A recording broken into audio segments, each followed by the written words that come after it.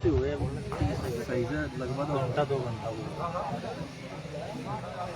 थोड़ी देर में मैं बताता हूँ। भाई साहब ने पहले ही कह दिया मंच करता ने कि व्यक्ति जब खत्म होता है, व्यक्ति या पुरुष, तो जो मुख्य व्यक्ति है, जो उसका खास रिश्तेदार है, वो एक लुगड़ी लाएगा और एक ही धोती लाएगा। बाकी मेरे समाज बंधु रिश्तेदार एक नारियल लेकर आएंगे। अगर आपको ये मेरा सुझाव पसंद है तो कृपया नोट करें सचिव। तीसरे की बैठक में 1 बजे से 3 बजे का समय, कांदिया बंद, चाय बंद, मिलनी बंद, चिट्ठी बंद और अनाज के दाने भी बंद कर दो। अनाज के दाने की जगह आप फूल चूर करके उसके फूलों को, क्योंकि माता सावित्री फूले के सामने फूल है, इन्हीं फूलों को उठा करके ये नेक के लिए कह दीजिए कि फलाने दिन ये नेक संस्कार होगा, ये पगड़ी रस्म होगी। मैं अनाज के दानों को बंद इसलिए कर रहा हूँ क्योंकि जो पूरी जाते में बैठी है, उस जाते में अपन ऐसे दाने देते हैं, वो दाने वहीं छोड़ के जाते हैं। पूरी समाज के बीच में वो दाने पैरों तले कुछ ले जाते हैं। हमारे बड़े बुजुर्ग ये कहते हैं कि पैरों नीचे दाना नहीं आना चाहिए। समाज बंधु बड़ा दुख होता है क्योंकि उसी दाने से हम पेट भरते हैं और उसी दाने को आप पैरों को तले कुचलते हैं, तो बेहद दुख की बात है। बाकी आप मानो नहीं मानो, मेरी बात आपके सामने। गंगा जी जाने वाले मेरे साथी भाइयों को 2 या 3 ही भेजें, क्योंकि वहां जो व्यक्ति बैठा है वो आपसे इतनी पैसे की मांग कर देता है कि आप संभव नहीं करते, पूरी गाड़ी भर के जाते हैं। ये मैं समझता हूँ कि ये गलत परंपरा है। गंगा जी से आने के बाद जो फेरावनी की जाती है, मैं उसका विरोध करता हूँ, क्योंकि शोक सभा में, शोक कार्य में किस प्रकार की फेरावनी नहीं होनी चाहिए। पूरा मुद्दा बंद हो गया, कीर्तन की बात है, मृत्यु भोज हो गया, तो केवल 1 दिन की क्रिया ही करवाई जाए, 7 दिन की क्रिया करवाई जाती है। अरे जिस परिवार में माता पिता को आप पानी की बोतल नहीं देते हो, उनके हाथ पैर नहीं दाबते हो, उनको दवाई नहीं दिलवाते हो, वो बेचारे भटकते हैं। मैं नाम नहीं लेना चाहता, लेकिन मैं ये क्योंकि 5-5 किलोमीटर पैदल जाकर के वो दवाई लेना चाहते हैं, उनको मोटरसाइकिल से नसीब नहीं होती, और हम और वो लोग उनके क्रियाक्रम में, नुक्ता में परेशान हो रहे। मेरी बातें अगर आपको आ जाए तो ये सुझाव मेरा आप अटेंड कर लेना। समाज बंधु, मेरे पूरे सरदारों, आपके बीच में और कहना चाहता हूँ, कन्या भोज में मैं 11 से 21 कन्याओं को जमाने की बात कहना चाहता हूँ। अगर आपको ये बात लग जाए, बात अच्छी तो स्वीकार करना। हालांकि एक बात और है कि जो मरने के बाद व्यक्ति का जो मोक्ष धाम में तिवारा बनाते हैं, हालांकि वो अब नहीं बनाते, लेकिन अगर वो बनाते उसको बंद कर दिया जाए, उस तिवारे की जगह आप समाज के बीच में कोई शिक्षा के मंदिर में कोई कमरा बनवा दीजिए, मेरे महात्मा फूले के नाम से कोई छात्रावास बनवा दीजिए, कोई सामुदायिक भवन बनवा दीजिए। वहाँ उस मोक्ष धाम में वो जो तिवारा क्या काम आएगा। मैं मानता हूँ कि आप ये भी कहेंगे कि जब हमारे समाज बंधु उसको जलाने के लिए जाते हैं, वहाँ बैठते हैं। अरे सरकार ने आपको सामुदायिक भवन की व्यवस्था कर रखी है, वहाँ बैठिए, पंचायत की व्यवस्था कर सकती है। मरने के बाद मैंने पहले ही कह दिया था कि जो कनागत आप करते हैं, मैं उसका विरोध करता हूँ, श्राद्ध पक्ष का विरोध करता हूँ, उसको छोटा मोटा की मैं श्रेणी देता हूँ, क्योंकि आप पूरे गांव में न्योता देते हैं, रिश्तेदारों को बुलाते हैं, तो वो छोटा नुकता ही तो वो भी एक सच्चाई है, आप इसको स्वीकार करें। मेरी अर्ज आपके बीच में है। अब मैं अगला पॉइंट बोलता हूँ। मैं मेरा पॉइंट शिक्षा समझ लेता हूँ, बोलूंगा। धन्यवाद। समाज बंधु, मैं शिक्षा से जुड़ा व्यक्ति हूँ और महात्मा फूले का वंशज। आपके विषय में मेरी बात रखना चाहता हूँ कि मैं एक ऐसे परिवार से हूँ, मेरी ढाणी का नाम 3 नाम वाला ढाणी है। हम 6 भाई हैं और गरीबी से इतने परेशान थे कि 6 भाइयों में से हम कैसे पढ़े, कैसे लिखे, हमको किसी ने कोई सहायता नहीं की, लेकिन समाज मेरा जिंदा था। समाज का आंसू लेकर के मेरे माता पिता ने अगर मुझे पढ़ा दिया, आज मैं शिक्षक के पद पर कायम हूँ। और मेरी शिक्षा बनने के बाद मेरी आज ये 3री नौकरी है। पहले मैं रेलवे में लगा था, उसके बाद मैं महिला बाल विकास में लगा था, आज मैं शिक्षक के पद पर हूँ। मेरे बाद मेरा दूसरा भाई नौकरी लगा है, उसके बाद मेरा तीसरा भाई भी संविदा पर नौकरी लग चुका है। समाज बंधु, आज सबसे बड़ी कोई जरूरत है हमारे समाज को, तो शिक्षा की जरूरत है, क्योंकि समाज में शिक्षा पैदा करो, समाज में राजनीति पैदा मत करो, समाज में शिक्षा पैदा करो। आप लोगों ने क्या कर रखा है, मैं किसी पार्टी का विरोध नहीं हूँ, यदि पार्टी ने मेरे समाज को है बंद कर दिया, मैं चाहता हूँ परिवर्तन। अगर आप लोगों का मेरी बात, तो समाज एक जादू पर बैठा है, मेरे समाज बंधु अगर यहाँ जादू पर बैठे हैं तो इस शिक्षा से बैठे, शिक्षा से अगर कोई आईएएस बनता है, कोई राजनीति में जाता है, तो समाज बंधु जाति प्रमाण पत्र को आधार देकर पहुंचता है। लेकिन जाति प्रमाण पत्र को आधार देकर पहुंचता है, लेकिन वो वहां बनने के बाद मेरे समाज को भूल जाता है। मैं आपके बीच में मेरी बात रखना चाहूंगा, मेरी पीड़ा बहुत कि शिक्षा वो शर्म का दूध है, जो पिएगा वो ढालेगा। मैं सम्मान करता हूँ महात्मा ज्योतिबा फुले के शिष्य भीमराव अम्बेडकर का, जिसने पूरे देश में पूरे विदेश में शिक्षा का झंडा गाड़ दिया।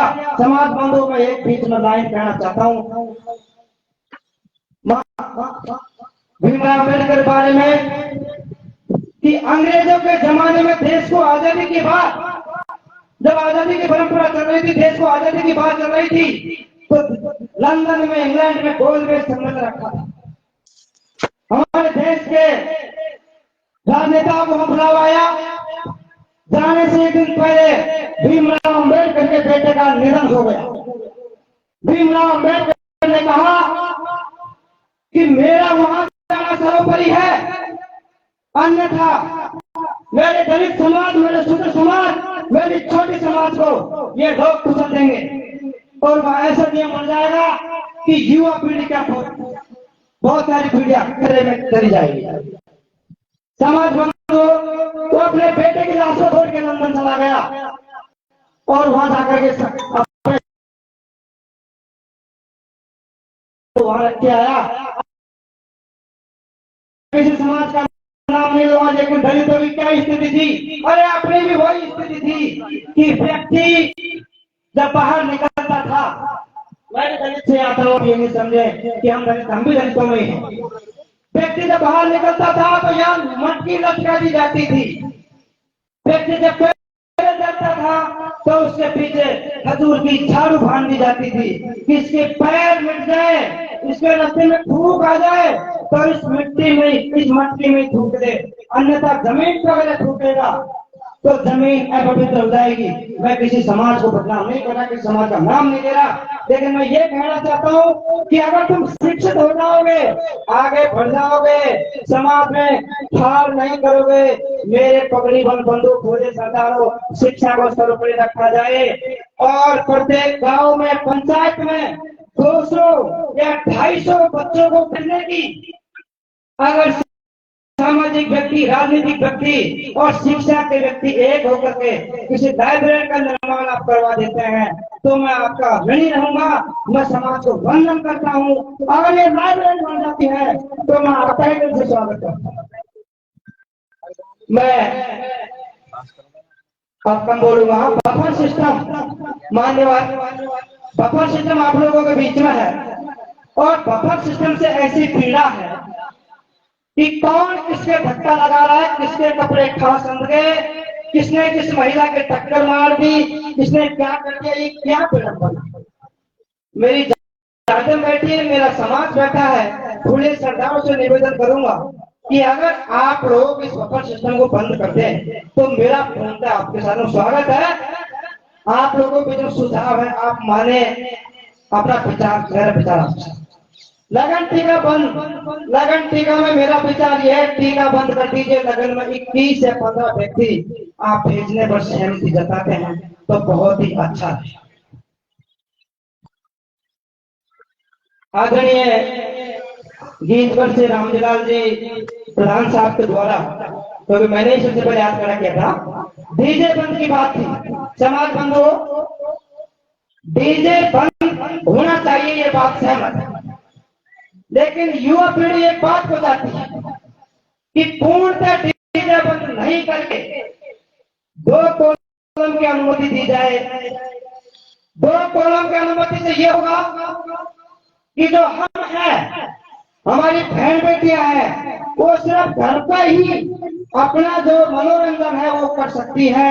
आप बाजार में उसकी अनुमति मत दो, आप घर पर उसकी अनुमति दे सकते हैं। ये मेरा निजी विचार है। 2 कॉलम की अनुमति आप घर पर दे दीजिए, मैं आपका स्वागत करता हूँ। अब बिल्कुल अगले दिन तक कर सके। आदरणीय, मैं एक सबसे बड़ी विडम्बना समाज बंधुओं आपके बीच में रखना चाहता हूँ, और मेरी काफी समय से ये बात भी है। मैं मंच के माध्यम से सबका ध्यान आकर्षित करना चाहूंगा उन बातों पर। आदरणीय जिलाध्यक्ष महोदय, आरके साहब जी और मेरे तमाम समाज बंधु, मेरी बातों पर आप मेरी बातों पर अमल कीजिए कि मैं भगवान को भी मानता हूँ, आस्था को भी मानता हूँ, मंदिरों को भी मानता हूँ, मैं जाता भी पूछता भी, भोग भी लगाता हूँ। लेकिन समाज बंधु, मैं बैरांडा से आता हूँ, किसी गांव का नाम नहीं लेता, और न मेरे गांव बैरांडा की बस्ती को, मेरे पंचों को मैं कोई भला भला कहता हूँ। मतलब मेरी बात कहता हूँ कि आज से करीब 3 साल 4 साल पहले मेरे गांव में 6 भागवत हो गई, और 6 भागवत का मैंने हिसाब लगाया, समाज बंधु 40 लाख रुपए खर्च हो गए। मैं आपके सामने मेरी गर्दन को काट कर रखता हूँ, और मैं ये कहना चाहता हूँ, मैं विरोधी नहीं हूँ, लेकिन मैं ये कहना चाहता हूँ कि रूढ़िवादी प्रथा, धार्मिक पाखंडवाद को मैं किसी समाज का विरोधी नहीं हूँ, मैं सम्मान सबका करता हूँ, लेकिन भागवत बंद कर दीजिए, यज्ञ बंद कर दीजिए, रामायण बंद कर दीजिए, कथा बंद कर दीजिए, गीता जी का पाठ बंद कर दीजिए, पैदल यात्रा बंद कर दीजिए। आज समाज बहुत तेज गति से आगे जाएगा। मेरी बात को याद रखें, अगर एक भागवत में 10 लाख रुपए का खर्चा आता है, एक यज्ञ में 15 लाख रुपए का खर्चा आता है, अरे मैं मेरे पंच पटेल से मैं निवेदन करना चाहूंगा, अगर वो पंचायत, वो गांव अगर ये पैसे उगा करके किसी शिक्षा के मंदिर में, माता सावित्री फुले छात्रावास में, सामुदायिक भवन में, हॉस्पिटलों में, और गरीब अनाथ बेसहारा बच्चों को अगर आप उनके छात्रवृत्ति में प्रतिभा सम्मान समारोह में लगा दें, तो मैं आपका ऋणी रहूंगा।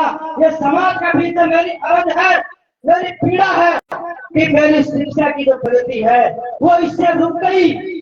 आप लोग और बात तो कह रहे हैं, मैं समाज का संक्षिप्त बिल्कुल, मुझे टाइम का पता लग गया है। मेरी एक बात और मेरा दुख जाहिर करने के लिए मैं चाहूंगा, मेरे गांव में, मेरी पंचायत में या पूरे जिले में समाज बंधु पंचों की लिस्ट बनाई जाए, पंचों को निर्धारित किया जाए, हम उनके बीच में हमारा टुकड़ा रखेंगे। कोई भी समाज का बंधु अगर इन नियमों का उल्लंघन करता है तो सबसे पहले हम उन्हीं पंचों के पास जाएंगे। आप गांव में, पंचायत में समाज बंधुओं के पंचों को निर्धारित बना करके कमेटी बनाई जाए, ताकि हम हमारी बात को वहां उनके बीच में रखें। क्योंकि गांव में, पंचायत में अगर वो पंच रहेंगे, वो पंच इस बात को मानेंगे तो हम उनके बीच हमारी बात रखेंगे। और बस मैं इतना ही कहता हूँ, अगर मुझे दोबारा मौका मिलेगा तो मैं दोबारा पर्ची दूंगा। आभार व्यक्त करता हूँ समाज बंधु आपका, क्योंकि आपके बीच में मैं महात्मा ज्योतिबा फुले की गुलामगिरी लाया हूँ। अगर किसी को कोई शंका हो तो ये गुलामगिरी पढ़ लेना, आडंबरवाद, पाखंडवाद, इसमें सब लिखा है। और वो महात्मा फुले को मैं वर्णन करता हूँ, उनको धन्यवाद देता हूँ कि मेरे को आपके समाज में जन्म मिला। मैं आपकी इस किताब को लेकर के पूरे समाज के बीच में मेरी बात को रखा हूँ। धन्यवाद। राम राम।